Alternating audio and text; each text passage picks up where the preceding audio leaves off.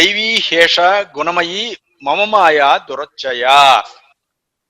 ఈ మాయ, నా మాయ అనేది ఏంటంటే అది త్రిగుణాత్మకమైనది. నేను చెప్పానే ఈ అపరా ప్రకృతి అది త్రిగుణాత్మకమైనది. అది మమ మాయ దురచ్చయ, నా మాయని దాటడం చాలా కష్టం.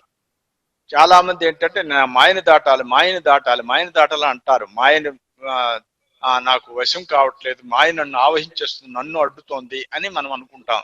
వారు ఎంత చక్కని కీలకం చెప్పారంటే, మాం ఏవ ఏ ప్రపంచంతే మాయాం ఏతాం తరంతి తే అన్నారు. మాం ఏవ ఏ ప్రపంచంతే, నన్నే ఎవరైతే ఆరాధన చేస్తారో, తెలుసుకుంటారో, భజిస్తారు, తెలుసుకుంటారు, ప్రార్థన చేస్తారు, ఇవన్నీ కూడా ఏంటంటే లక్ష్యముగా నన్ను పెట్టుకుని ఎవరైతే ప్రయత్నం చేస్తారో మాయాం ఏతాం తరంతి తే, వాళ్లే నా మాయను దాటుతారన్నారు.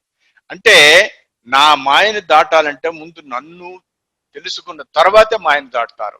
ఇక్కడ ఇది మోస్ట్ సైంటిఫిక్. ఇది అదే చెప్పడంలో ఉద్దేశం ఏంటంటే, యోగం చేసే వాళ్ళకే ఈ 7వ అధ్యాయం చెప్పడంలో ఉద్దేశం ఏమిటంటే, యోగం చేసే వాళ్ళు ఏంటంటే నిరంతరము కూడా సాధన చేస్తూ చేస్తూ లోపల అంతర్జ్యోతిని చూస్తారు. ఆ అంతర్జ్యోతే నేను. ఇక్కడ నేను అంటే జ్యోతి, నా మాయ అంటే చీకటి. ఈ రెండు తెలుసుకోవాలి సైంటిఫిక్ గా. మామేవయే ప్రపంచంతో ఏంటంటే, నన్ను ఎవరైతే జ్యోతిగా అనుభవం ద్వారా తెలుసుకుంటారో వారు చీకటిని జయిస్తారు సుమా, చీకటిని, ఈ మాయని దాటుతారు సుమా. మాయ అనేది చీకటితో సమానం, నేను అంటే జ్యోతితో సమానం. ఇక్కడ ఇది సాధనాపరంగా ఇది తెలియక ఏమిటంటే, నన్ను ఆరాధించాలనుకుంటే ఏదో ఒక నామమో రూపమో లేకపోతే ఇంకేదో అని అన్ని రకాలుగా ఇంకా క్రింద లెవెల్లో చెప్పుకుంటాం. అది దానికంటే ఇక్కడ సూపర్లేటివ్ గా చెప్పేది ఏంటంటే, నేనంటే జ్యోతినే సుమా. ఈ విషయాన్నే ఆదిశంకరాచార్యుల వారు ఏం చెప్పారంటే, అకల్పితం స్వయం జ్యోతి అజ్ఞత్వా ప్రతిమాన్ జడాహ భజంతి దేవతా బుద్ధ్యా అహో అజ్ఞ జనాజ్ఞత అన్నారు ఆదిశంకరాచార్యుల వారు. ఏమిటంటే అకల్పిత స్వయం జ్యోతి, ఆ జ్యోతి అకల్పితమైనది. అజ్ఞత్వా ప్రతిమాన్ జడాహ, అజ్ఞానం చేత జడ ప్రతిమలను ఎవరైతే ఆరాధన చేస్తారో, భజంతి దేవతా బుద్ధ్యా, నన్ను ఈ దేవతల రూపంలో ఎవరైతే ఆరాధన చేస్తారో, అహో అజ్ఞ జన అజ్ఞత, ఆ అజ్ఞానుల తరకు అజ్ఞానం ఎంత ఆశ్చర్యకరంగా ఉంది కదా అని వారు చెప్పారు. అయితే ఇవన్నీ కూడా సూపర్లేటివ్. ఇది అందరికీ ఇది సాధ్యం కాకపోవచ్చు, కాకపోయినప్పటికీ కూడా సత్యం చెప్పాలి. అందువల్ల యోగులకే ఇది సాధ్యం సుమా అని చెబుతూ, మామేవ ఏ ప్రపంచంతే మాయామేతాం తరంతితే. ఇక్కడ ఇంకొక విషయం ఏంటంటే, భగవంతుడు సర్వాంతర్యామి కదా, ఎక్కడ ఏ విధంగానూ అన్ని చోట్ల ఉన్నాడు కదా, అన్ని చోట్ల ఉన్నాయని మనం ఏ విధంగా ఆరాధించినా సరే ఆయన ఆరాధించినట్లే కదా అని అనుకుంటుంటాం. దానికి రుభుగీతలోన పరమేశ్వరుడు శిష్యులైన రుభు మహర్షి, ఈశ్వర శిష్యులైన రుభు మహర్షి తన శిష్యుడు నిదాఘుడికి చెప్తున్నారు. ఏమనంటే, ద్వైత చిద్రూపకార్యస్యాత్ అద్వైత చిద్రూప కారణాత్ నివృత్తి స్యాద్ యదా దీపాత్ తమసో నత్వరూపతః. ఇది మన గురుదేవులు ఈ రుభుగీతలోంచి తీసుకొచ్చారు. ఇది చాలా అవసరమైంది. ఇది ఇప్పుడు నేటి లోకానికి ఇంకా అవసరం. దాన్నే ఇన్ టర్మ్స్ ఆఫ్ ఎనర్జీ అని తీసుకొచ్చారు మన గురువు గారు. ఇది ఏమిటంటే, ఈ యదా అగ్ని దారు మధ్యస్థో నోత్తిష్టేన్ మదనం వినాచ అభ్యాస యోగేన జ్ఞానదీపస్తధానహి అన్నారు. అంటే కట్టిలో అగ్ని ఉంది, కానీ ఆ అగ్ని అనేది బయటకు పడాలనుకుంటే మదనం చెయ్యాలి. మదనం చేయనిదే అగ్ని ఏ విధంగా బయటపడదో, అలాగే యోగాభ్యాసం చేయనిదే జ్ఞానదీపం కలగదు అన్నారు. అదే విధంగా ఏంటంటే చిద్రూపకారణం అని ఉంది. ఆ చిద్రూపకారణం ఏంటంటే పరమాత్మే. ఆ పరమాత్మ అంటే పరబ్రహ్మము. ఇక్కడ పరబ్రహ్మం అనే భావం చెప్పుకోవాలి. ఈ పరబ్రహ్మం 2 రకాలు ఉన్నాయి. అదేంటంటే అద్వైత చిద్రూపం, అద్వైత చిద్రూప కారణం, అద్వైత చిద్రూప కార్యం అన్నారు. అద్వైత చిద్రూప కార్యము, అద్వైత చిద్రూప కారణం. అద్వైత చిద్రూప కారణం అనేది ఏంటంటే కట్టెలో అగ్ని ఉన్నట్టు అది కారణం. చిద్రూప కార్యం ఏంటంటే ఆ బయట ఈ కట్టె అనేది కార్యము, కట్టెలో ఉండే అగ్ని అనేది కారణం.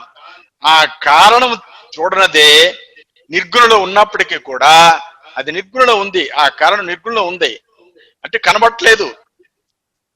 కట్టెలో అగ్ని ఉంది కానీ కనబడట్లేదు. అది కనబడాలనుకుంటే మథనం చెయ్యాలి. మథనం చేసేటప్పుడు ఏంటంటే అది సగుణం అవుతుంది, అంటే తేజస్సుగా మారుతుంది. ఈ తేజస్సుగా మార్చే వాళ్ళే మాయను దాటగలరు. తేజస్సుగా మార్చిన వాళ్ళు చీకటిని దాటగలరు.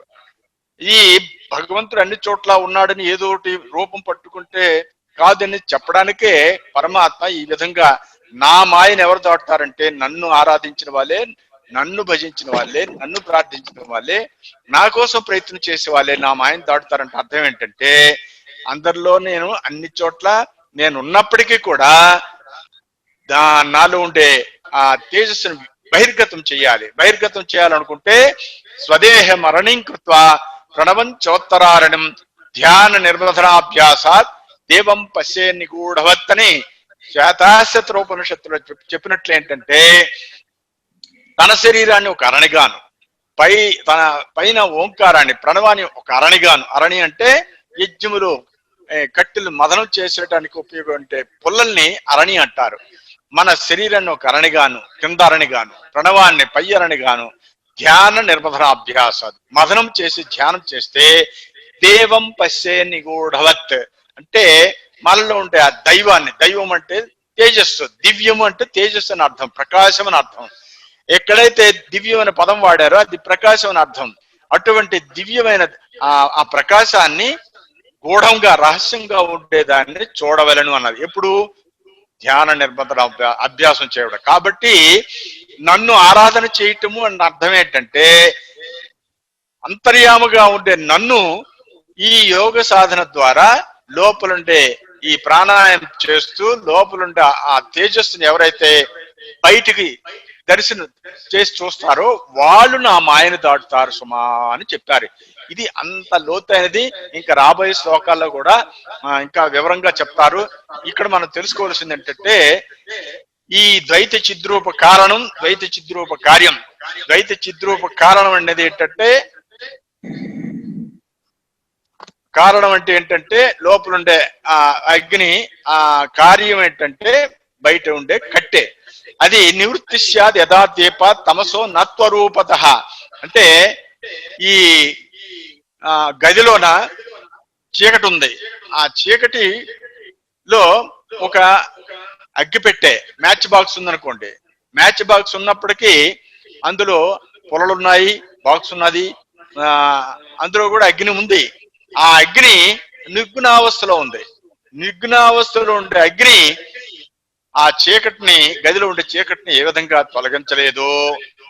నివృత్తి స్యాద్ యథా దీప తమసో నత్వరూపత దీపం వెలిగించినదే ఆ లోపల చీకటి ఏ విధంగానైతే పోదో ఆ విధంగాను మనం వెలిగించాలి. ఈ వెలిగించడానికి ఒకే ఒక్క సాధనం ఏంటంటే యోగ సాధన. అందువలనే యోగం అని చెప్పడం ఉద్దేశం ఏంటంటే తనలో ఉండే ఆ పరమాత్మను బహిర్గతం చేయాలంటే తేజో రూపంలో చూడాలనుకుంటే మదన క్రియ చేయాలి. ఆ భావనతోనే యోగం చేసే వాళ్ళకే 7వ అధ్యాయం ప్రత్యేకించి చెప్పడం ఉద్దేశం ఏంటంటే ఇది మామేవ ఏ ప్రపంచంతే మాయామేతాం తరంతతే. నేనంటే తేజస్సు, నా మాయ అంటే చీకటి.